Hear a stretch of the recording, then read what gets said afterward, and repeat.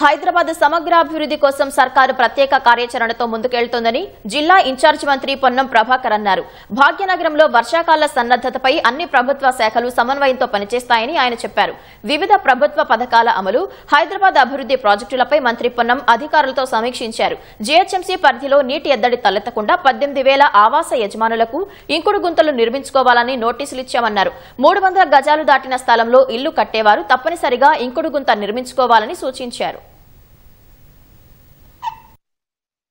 జిల్లాలో ఉన్నటువంటి 15 నియోజకవర్గాల్లో కూడా 3,500 ఇళ్ల చొప్పున ఇండ్లు ఇవ్వాలనేటువంటి నిర్ణయం తీసుకుని సర్వే జరిగింది. ఇందిరమ్మ ఇండ్లను శాంక్షన్ చేసే ప్రక్రియను ఇక్కడ కూడా చేయడం జరుగుతుంది. మాన్సూన్ ఎమర్జెన్సీ టీమ్స్ 60 కోట్ల రూపాయలతోటి శాంక్షన్ చేసుకుని వాటికి సంబంధించి ఎక్కడైనా రిస్క్ వస్తే హైదరాబాద్ ప్రజలు ఎటువంటి ఆందోళన చెందే అవసరం లేదు. 141 వాటర్ లాగింగ్ పాయింట్స్ ఉన్నాయి.